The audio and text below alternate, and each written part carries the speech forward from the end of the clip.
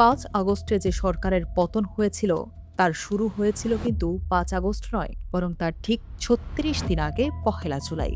সেদিন রাজধানীর রাজু ভাস্কর্য থেকে যে স্লোগান উঠেছিল তা কেবল কোটা সংস্কারের দাবি ছিল না, সেটি ছিল ১৬ বছরের এক স্বৈরাচারী শাসনের কফিনে শেষ পেরেক।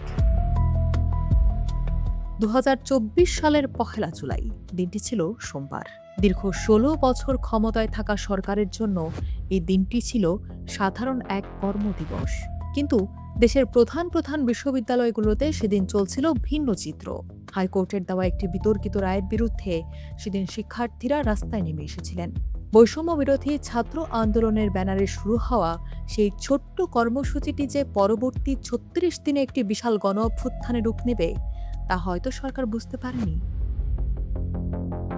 ২০১৮ সালে কোটা বাতিলের পরিপত্র জারি হলেও ২০২৪ সালের ৫ জুন হাইকোর্ট তা অবৈধ ঘোষণা করে। এরপর থেকেই শিক্ষার্থীদের মধ্যে ক্ষোভ দানা বাঁধতে থাকে।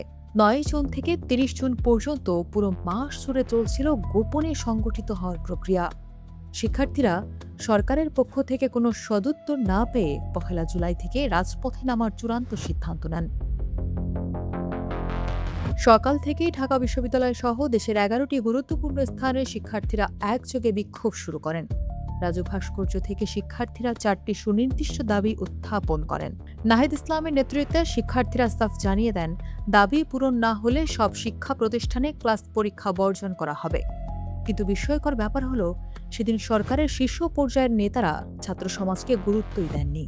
ওবায়দুল কাদের সেদিন আন্দোলনের কথা না বলে ব্যস্ত ছিলেন বিএনপিকে নিয়ে আক্রমণাত্মক মন্তব্যে। রাজনৈতিক বিশ্লেষকদের মতে এটাই ছিল সরকারের সবচেয়ে বড় ভুল, জনগণের নারীর স্পন্দন বুঝতে না পারা। পহেলা জুলাইয়ের সেই দিনটি প্রমাণ করেছিল, যখন রাষ্ট্র মেধার অবমূল্যায়ন করে তখন তরুণ সমাজ চুপ করে বসে থাকে না।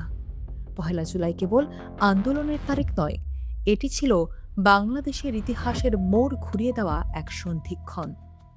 একটি স্বৈরাচারী শাসনের বিরুদ্ধে নৈতিক জাগরণের নামই হল পহেলা জুলাই।